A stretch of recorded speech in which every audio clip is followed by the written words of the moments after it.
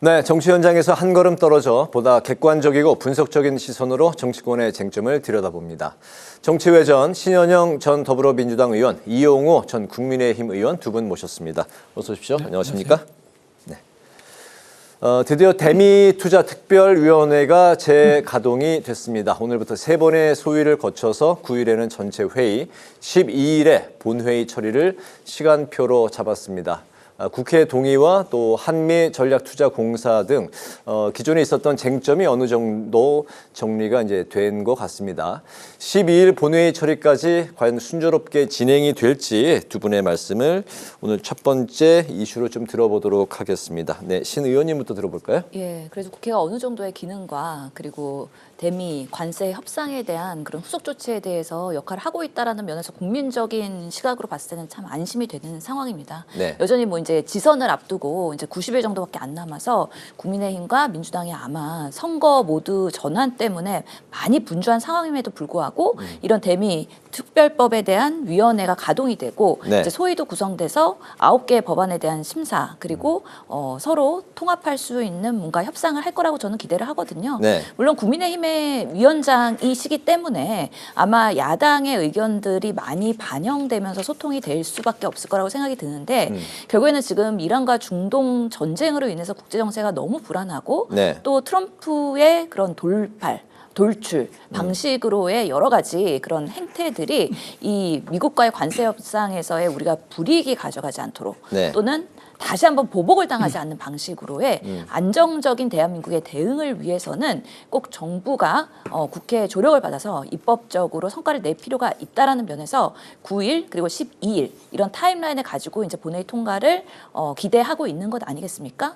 그러면서 여야가 이번에 다시 한번 소통하고 협력하는 모습을 보이는 그런 결과를 도출했으면 좋겠다라는 기대감으로 바라보고 있습니다. 네, 방금 이제 신 의원님 말씀대로 최근에 이란 사태 그리고 이제 미국의 관세 압박 등으로 대미투자특별위원회, 대미투자특별법이 좀 아무튼 이제 빨리 조속히 이제 처리가 돼야 되는 데는 국민의힘도 동의를 하는 것 같습니다. 12일 본회의가 이제 다음 주 목요일인데 이날을 이제 시간표로 민주당 잡고 있는데 좀 어떻게 될 것 같습니까? 저는 그날 처리를 해야 된다고 봐요. 네. 이것은 뭐 여야 간의 문제가 아니라 한미 간의 우리 한국의 그 경제 문제이기 때문에 그러면 합의된 대로 가는 게 좋겠다는 생각을 하면서도 예.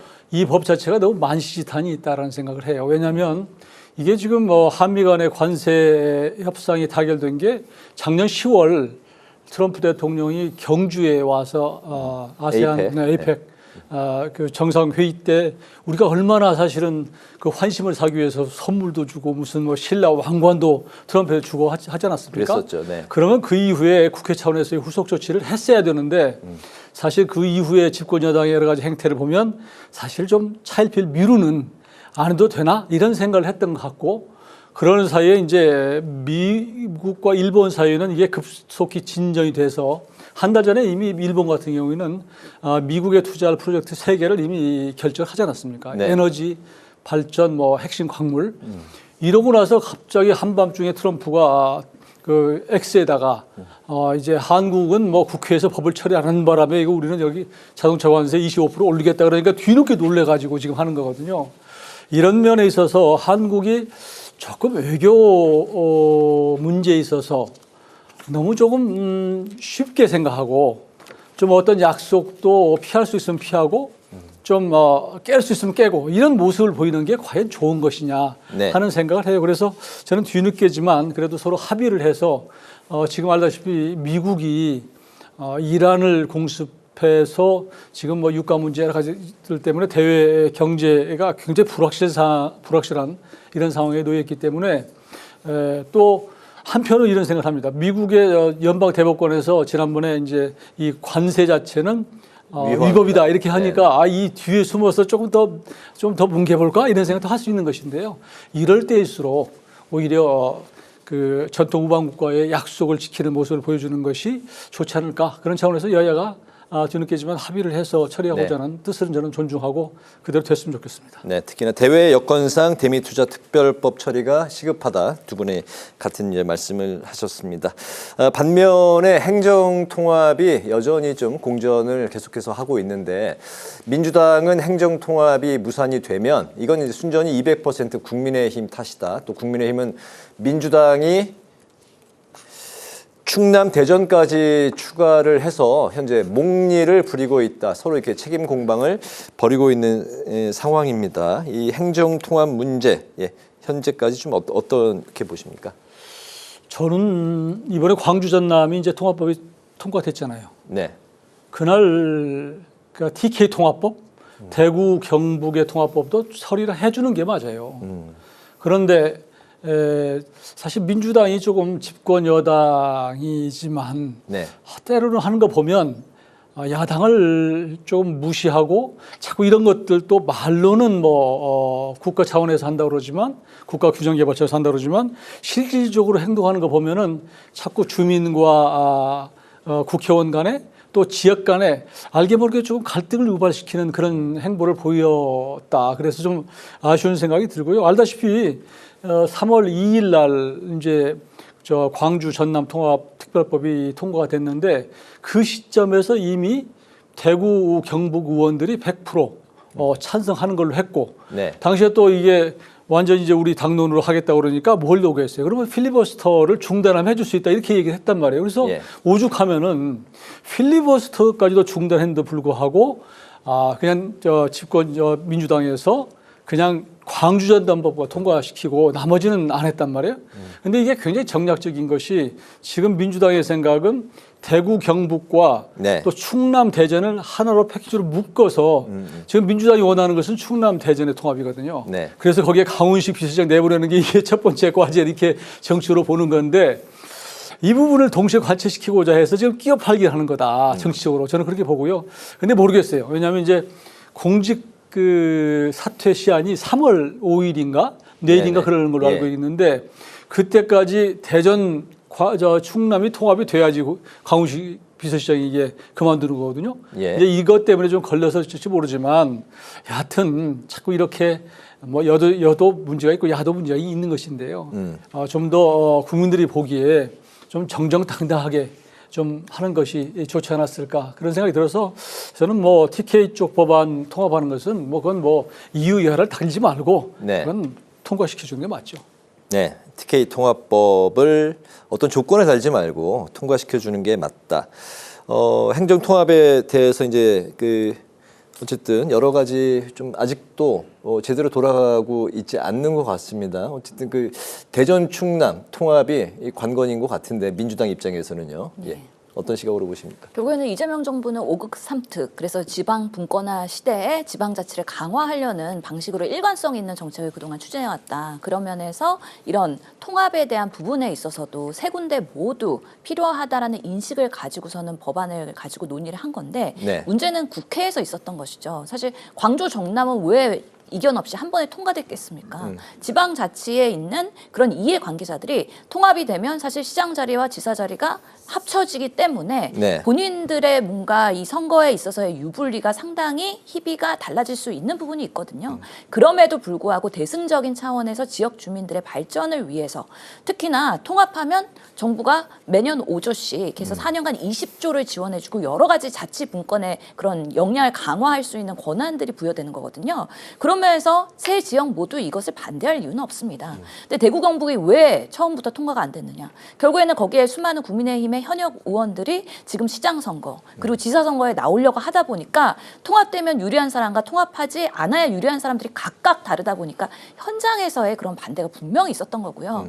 워낙에 그런 여론들 때문에 아니 너네들 지금 선거의 유불리 때문에 지역 주민들에 위해서 이렇게 헌신하는 모습을 안 보여야 대한 상당한 비판 여론 때문에 대구 경북은 결국에는 국민의힘은 필벌을 중단하면서까지 통합하기로 합의를 본 것이고 네. 그렇기 때문에 이제 시간 문제라고 저는 보고요. 적어도 타임라인이 3월 초까지는 통과가 돼야지 이게 뭔가 특별법에 대한 공포와 준비가 이런 것들이 되고 선거에도 반영이 될 수 있는 부분이 다음 있거든요. 주 그러니까 대미투자 특별법 처리처럼 12일 본회의를 여야가 이제 마지막 좀 데드라인으로 보고 있는 것 같아요. 그렇죠. 그래서 적어도 3월 10일 정도까지는 통과가 돼야지 이게 준비가 가능하고 선거에 반영될 수가 있기 때문에 네. 아주 이제는 촉박한 시간만 남았다. 거의 일주일 정도밖에 시간이 없지 않습니까? 그렇죠. 예. 그러면서 대전 충남에 대한 부분도 사실은 지역에서의 여론 그리고 정치인들이 만약 이게 꼭 필요하다 해다 하면은 반대할 이유가 민주당이나 정부는 전혀 없습니다. 근데 지금 김태흠 지사나 이장우 시장이나 이런 부분에 있어서 법안의 트집을 잡으면서 계속해서 이 통과를 안 하려는 움직임들이 있는 것이거든요. 그래서 네. 민주당의 지금 지역의 당원들은 삭발식까지 하면서 이거 꼭 이번에 통과돼야 된다라고 얘기했습니다. 네. 이번에 통과 안 되면 지방선거가 시장과 지사 선거가 따로 이제 당선이 되면 이들이 결국에는 통합을 위해서 자리를 내줄 이유는 없거든요. 그럼 앞으로 4년간은 요원한 일이기 때문에 선거 이전에 꼭 통합을 해야 된다는 절박성이 있어서 네. 앞으로 일주일 동안의 지역 여론의 민심 그리고 그런 국민들과 지역 주민을 위하는 정치를 하는 사람들이 지방선거에서 우위를 점할 수밖에 없기 때문에 빠른 시간 동안에 정말 정리가 꼭 필요하다. 근데 이재명 정부는 억지로 하지는 않겠다라고 얘기했기 때문에 그거는 바닥에서 민심이 올라와서 이 염원이 결국에는 국회 입법까지 연결될 수 있는지는 지켜봐야 된다고 생각을 합니다. 한 가지 조금 다른 부분은요. 네. 지금 제일 먼저 그 광역 통합을 얘기했던 데가 대전하고 충남이에요. 네. 거기에 있는 시장과 도지사가 통합하자라고 했던 첫 번째 운을 뗀 데가 대전 충남인데 왜 지금 반대하고 있는가? 이 부분에 대해서 좀 생각해 볼 필요가 있는 것이요. 지금 광주 전남은 어차피 거기에 있는 모든 시장, 군수, 국회의원이 100% 거의 100% 민주당이기 때문에 대통령이 한 말씀 하시면 거기에 뭐 이의를 제기할 수도 없는 것이고요. 또 반면에 이제 대구 경북 같은 경우는 또 거의 보수가 많기 때문에 거기에 그러면 패키지로 광주 전남과 대구 경북이 묶어서 그럼 1대1로 가자 이렇게 해도 줄 수가 있는데 네. 대전하고 충남은 조금 스윙보터 지역이기 때문에 좀 달라요. 그런데 처음에 대전 충남이 이 통합을 얘기했을 때 사실은 민주당에서 전혀 응답하지 않았어요. 근데 뒤늦게 지금 하다 보니까 이쪽에 있는 사람들은 대전 충남은 너무 졸속으로 간다. 도대체 그리고 무엇을 위한 통합이냐 이런 얘기가 있기 때문에 꼭 그것을 뭐 통합이 선이고 통합에 조금 주춤거린다고 해서 악은 아닌 것이고요. 결국은 주민들을 위해서 그런 바빠도 절차를 지켜가는 것이 필요하다.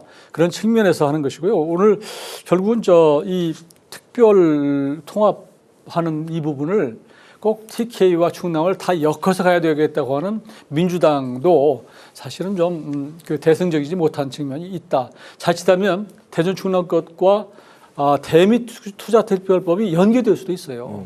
왜냐하면 서로 네. 아쉬운 점이 있기 때문에 자칫하면 대미 투자특별법 자체가 12일날 안 되는 경우도 있기 때문에 서로 레버리지를 갖고 있기 네. 때문에 그런 측면에서 좀 정치적으로 확실하게 타협을 해서 좀 결론을 냈으면 좋겠습니다. 정책 타협이라고 하면 어떻게 처리가 될 걸로 혹시 짧게 좀 들어볼 수 있을까요? 저는 그러니까 국민의힘에서는 대전 충남에 대해서는 좀 미온적이기 포기를 때문에 하고, 포기를 하고 미루고. 이제 다음에 하는 걸로 하고 그 대신 대미투자특별법은 해주는 걸로 하고 이런 정도면 나이스하게 해결이 되는 건데 TK 통합법과 같이요. 그렇죠. 그런데 그걸 갖고 트집을 잡아서 하기 시작하면 자칫하면은 또 갈등이 생겨서 엉뚱한데 불똥이 튈 수가 있다. 근데 현재 민주당 입장은 그렇게 현재 그 부분에 대해서 그렇게 처리하는 거에 대해서는 좀 부정적인 상당히 완고한 입장인 거죠. 저희는 지금 대전 충남에 대한 통합에 대해서는 사실은 국민의힘이 반대하면은 무리하게 일방적으로 갈 수는 없다라는 입장이고요. 결국에는 시장도 국민의힘이고 지사도 국민의힘입니다. 이장우 시장이 기자회견하면서 이 법안에 대해서 생트집 잡으면서 문제가 있다라고 돌연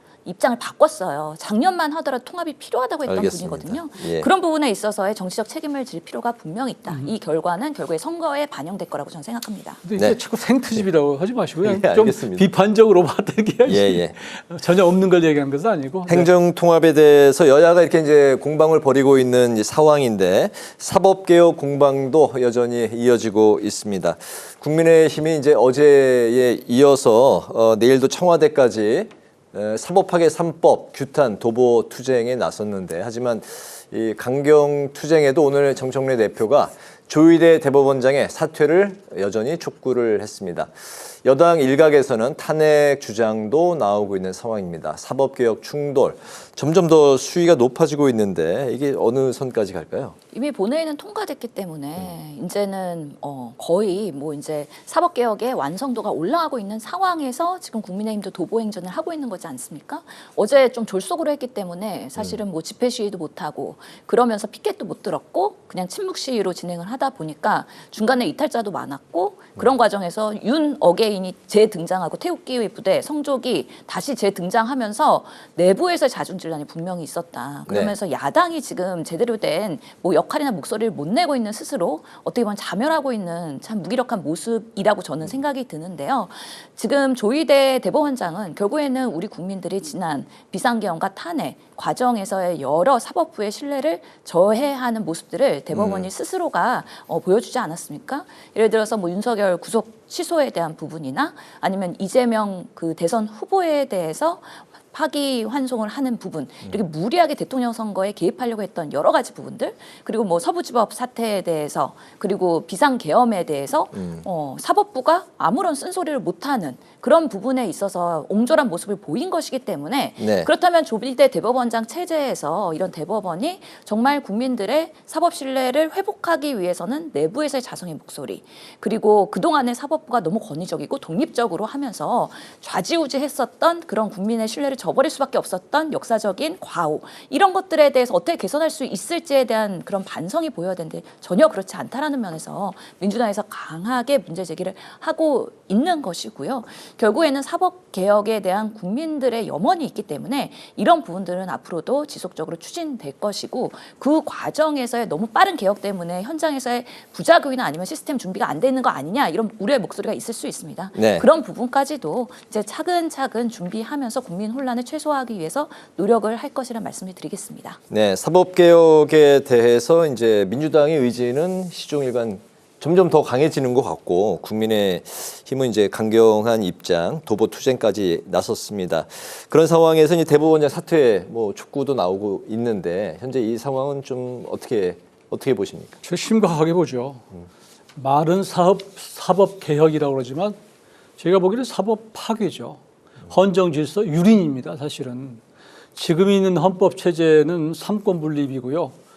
그리고 국회도 입법부도 사법부를 존중해야 되는 거예요. 지금 정청래 대표가 얘기하는 사법개혁에 대해서 저항군 우두머리 역할을 한다라고 조희대 대법관을 사실은 막말성 조롱을 하는 이런 지경에 왔어요. 저는 우리 국민들이 그동안에 보면 사법부, 입법부, 행정부 여론조사를 대충 해보면 예전에는 네. 대체로 사법부가 국회보다 훨씬 높습니다. 신뢰도가. 예. 그런데 사법부의 장을 이런 식으로 모욕해도 되나요? 저는 걱정이 아닐 수 없고, 이런 사태가 지금 계속되고 있는 것은 언제부터냐? 지난해 대법원에서 이재명 대통령 후보에 대해서 공직선거법 관련해서 유죄 취지로 파기환송한 거, 이때부터 시작한 거 아니에요. 아마 이재명 대통령이 아니었으면 사법부에 대해서 누구도 얘기하지 않았을 거예요. 그리고 그동안에 무슨 재판 결과가 나오면 정당에서 뭐라고 하지 아십니까? 늘 사법부의 판결을 존중한다 이렇게 얘기했단 말이에요. 예. 근데 지금 세상이 바뀌어 버렸어요. 근데 지금 나와 있는 이번에 사법개혁이라는 이름하에 통과시킨 세 가지 법, 대법관을 지금 14명에서 26명으로 늘리고, 이재명 정권 내에서 대법관 26명 중에서 22명을 임명합니다. 이거 사법부를 결국은 권력의 어떤 통제 내에 두겠다고 하는. 그러니까 지금 대한민국은 입법부 다수 압도적으로 민주당이 장악하고 있고, 또 중앙정부 장악하고 있고, 또 알다시피 헌법재판소 진보 재판관들이 지금 장악하고 있고, 또 방송 3법을 통과시켜서 방송 환경도 기울어진 운동장이에요. 그런 측면에서 보는데 유일하게 남아있는 게 사법부인데, 사법부는 결국은 판사들은 법과 양심에 따라서 판결하게 돼 있는데, 그 판사들에 대해서 법 왜곡죄라는 걸 만들어 가지고 도대체 무슨 왜곡을 누구에게 했느냐, 왜 했느냐라고 판결해서 나중에 그걸 처벌할 수 있도록 하는 이 법, 이거 위헌적인 법이고요. 또 대법관을 그렇게 많이 늘려놓으면 판사들이 굉장히 많이 필요합니다. 한 100여 명이 필요하기 때문에 네. 결국 1심, 2심에 있는 판사들을 빼다가 대법관에서 그 연구관으로 배치를 해야 되는 상황이 생기고 그러면 결국은 우리 국민들이 이 피해를 볼 수밖에 없는 1, 2심이 늦어지는 것이거든요. 이런 예. 문제. 뭐 많이 얘기하고 있지만 재판소원제도 이게 헌법 101조에는 대법원이 이 최고법원으로 돼 있단 말이에요. 근데 그 판결난 것을 또 다시 헌법재판소로 가져가게 만들어서 이렇게 되면은 알다시피 대한민국에서 권력이 있고 돈 있는 사람, 이 사람들은 한없이 이 재판을 늘릴 수밖에 없는 이런 지경이 오기 때문에 그 피해는 국민들이 볼 수밖에 없다. 그런데 문제는 아쉬운 것은 국민의힘의 지금 지지도가 바닥을 치고 있어서 국민의힘에서 이런 얘기를 해도 잘 먹히지를 않아요. 그리고 국민들은 대부분 먹고 사는 일에 바빠갖고 당장 본인의 생계에 바쁘지 이거 뭐 고담 준노처럼 보이는 뭐 헌법 질서가 어떻고 사법부가 어떻고 이거에 관심이 별로 없어요. 네. 그렇지만 이 우리 대한민국의 헌법은 그동안에 많은 사람들이 희생하고 정말로 피땀 흘려서 만드는 그런 헌정질서이기 때문에 이게 한번 무너지면요 나중에 후유증은 너무 클 것이다. 그래서 이 정도에서 저는 민주당이 자신들이 하고 있는 것에 대해서 되돌아보고 중단해야 된다. 저는 그렇게 얘기합니다. 알겠습니다. 남은 시간은 좀 짧게 두 이슈에 대해서 두 분의 생각을 좀 짧게 들어봤으면 좋겠습니다. 90일 정도 지방선거 이제 남았습니다. 선거 준비 상황을 좀 살펴보겠는데 먼저 민주당부터 들여다보면 서울, 경기, 울산, 전남, 광주 후보를 경선으로 정하게 되는데 광주, 전남은 무려 8명이나 격전을 이제 과정을 펼치게 이제 되는 상황입니다. 이 과정에서 찐명, 감별, 뉴, 이재명 뭐 이런 말들이 좀 등장하기도 했습니다. 그렇기 때문에 경선부터 좀 너무 과열되는 양상이 아니냐 이런 말들이 나오고 있습니다. 한 2분 정도로 들어볼 수 있을까요? 예, 지금 뭐 공관위에서 매일매일 발표하고 있잖아요. 그래서 지금 단독으로 이제 출마할 우상호 강원도지사 그리고 박찬대 인천지사, 김경수 경남지사까지 오늘 발표가 됐습니다. 네. 그렇기 때문에 이제는 본격적으로 이제 지선 무대에 들어갔고 당연히 억울한 컷오프를 최소화하겠다라는 것이 지금 공관위의 원칙이기 때문에 많은 후보들이 특히나 주요 그런 당선 지역에서는 계속 경선을 할 수밖에 없고 그것이 또 선거에 부응이 될 수밖에 없는 것이거든요. 그런 면에서는 다양한 지지자들의 본인들의 칼날을 통해서 또 국민들을 호소하는 그런 후보들의 모습들 이런 것들이 과열이 될 수밖에 없다는 생각이 들고요. 그런 과정에서 정말 그 정부를 잘 서포트할 수 있는 지자체장을 훌륭한 인물로서 뽑는 것이 우리의 숙제 과정이라고 말씀드릴 수 있겠습니다. 네, 민주당은 이제 후보가 넘쳐나고 국민의힘은 상대적으로 후보가 좀 뭐 눈에 별로 보이지 않는다 이런 이제 상황인 것 같은데 먼저 민주당부터 좀 말씀 드려볼까요? 예. 민주당은 굉장히 뭐 분위기가 좋죠. 아무래도 이재명 대통령 뭐 지지도가 높고 또 국민의힘이 바닥을 치고 있기 때문에 당연히 그것들이 이제 지방선거에 영향을 주리라고 생각하고요. 예. 후보가 넘쳐나는 것 같아요. 이번에 이제 지방선거 보면 저는 관전 포인트로 보면 이재명 대통령이 띄운 인사들이 있잖아요. 서울에 뭐 정모 씨, 뭐 정원호, 뭐 구체적으로 이름을 자꾸 불러주면 그 사람이 더 뜨더라고요. 그래서 네네. 거기도 그렇지 뭐 인천도 뭐 박찬대 그분은 네. 뭐 알려졌으니까 박찬대 의원 같은 경우에 또 경기도의 한준호 의원인데 그분은 잘 모르겠어요. 약간 이런 식으로 이번 이제 경선에 들어가긴 하지만 이재명 대통령이 띄운 사람이 결과가 어떻게 나올까 이게 이제 관전 포인트 같고요. 광주 전남 같은 경우는 뭐 알다시피 8명이 경선을 지금 하고 있는 건데 거기는 곧 뭐 경선이 곧 후보되는 게 당선권에 들어가기 때문에 아마 네. 치열할 거예요.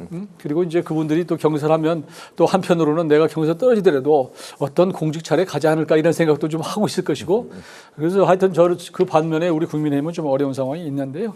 여간 이번에 이재명 대통령이 이제 밀어준 사람, 그다음에 이제 정청래 대표 쪽에 있는 사람들이 과연 얼마나 또 후보로 부상할까 이런 것들은 관전 포인트 같습니다. 알겠습니다. 이제 국민의힘 상황을 또 보면 오늘 2차 영입 인재를 발표를 했습니다. 5명 모두 90년대생 청년인데요. 이정현 공관위원장이 이번에 국민의힘이 대대적인 물갈이를 통해서 쇄신을 이루게 되는 계기가 되길 바라는 그런 의지가 상당히 담겨 있는 것 같습니다. 역시 길지 않게 좀 들어볼까요? 예, 그래서 뭐 그 경선 방식을 서울만 하더라도 복면가왕 방식으로 하고 마지막 그 남은 자를 오세훈 시장과 붙이는 이런 방식으로의 흥행을 돋구려는 그런 룰을 세팅하고 있는 걸로 알고 있는데요. 네. 결국에는 젊은 뭐 쇄신을 한다는 건 저는 좋다고 생각합니다. 근데 지방선거는 총선과 다르게 결국에는 지역의 살림, 행정, 결국에는 그 지역의 정치를 좀 잘 아시는 분이 경험적으로 해야지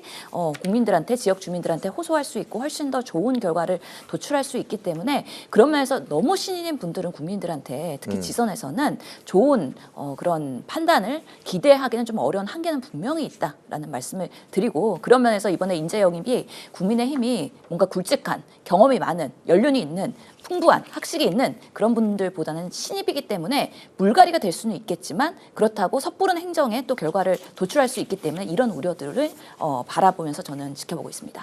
대대적인 물갈이, 쇄신 뭐 이런 단어들이 국민의힘 현재 지선 앞둔 상황에서 이제 불거져 나오고 있는 것 같은데 과연 어떻게 잘 치를 수 있을까요?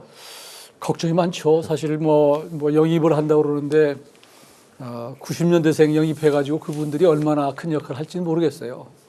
이정현 지금 공관위원장은 자꾸 뭐 현역 단체장들한테 용퇴, 뭐 헌신을 얘기하는데 사실 선거 치러보면요, 그래도 현역 단체장들의 경쟁력이 매우 높습니다. 근데 알다시피 국민의힘 지지도가 이런 상황에서는 시인들을 갖다 놓으면요, 게임 해보나 마나요. 솔직히 말씀드리면. 네. 이게 간단치 않은 상황인데 뭔가 이게 제대로 가고 있는가 하는 걱정이 많고요.